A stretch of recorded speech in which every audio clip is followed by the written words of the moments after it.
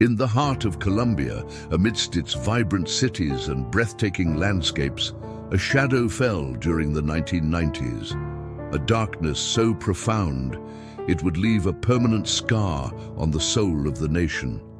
This is the story of a monster who walked among them, a man whose name would become synonymous with unimaginable horror, Luis Alfredo Garavito. He was known by many names: La Bestia, Tribilin, the Goofy One. To the world, he would become one of history's most prolific serial killers. But before the infamy, he was just a man, a drifter moving from town to town, his presence as unremarkable as the dusty roads he traveled.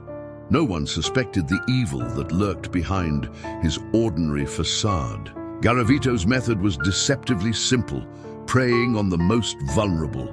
He targeted children, often poor, displaced, or selling wares on the streets. He would approach them with a kind smile, offering a small gift, a soda, or a few pesos. He promised them work, an adventure, a brief escape from their harsh realities. He was a master of manipulation, exploiting their innocence and trust.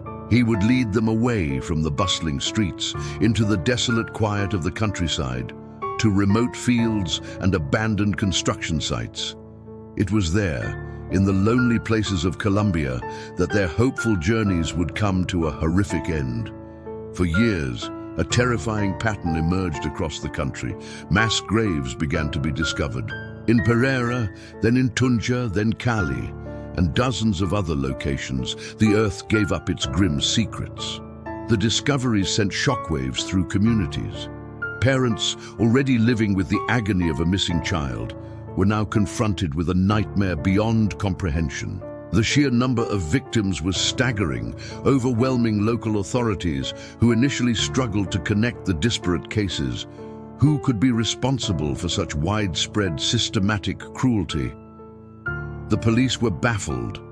The perpetrator was like a ghost, leaving a trail of devastation, but no clear identity. The nation was gripped by fear. The media dubbed the unknown killer La Bestia, the beast. The name fit. What else could you call a predator who hunted children? The investigation became a frantic nationwide manhunt for a phantom. The breakthrough came from an unlikely source. On April 22, 1999, authorities, acting on a tip, apprehended Garavito for an unrelated charge.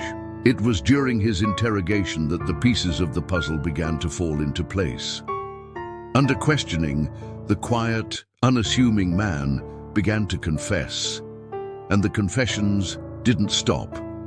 He calmly, methodically led investigators to grave after grave, his memory for detail chillingly precise.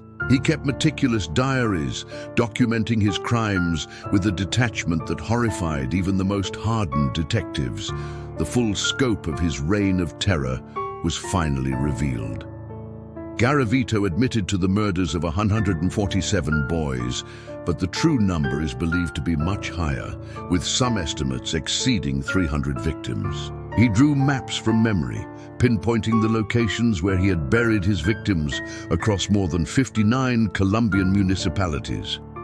The country watched in stunned silence as the man they arrested became the monster they had been hunting for years. The legal proceedings that followed were a national spectacle, a painful reckoning with the evil that had been unearthed. Garavito was initially sentenced to 1953 years in prison, the maximum allowed by Colombian law.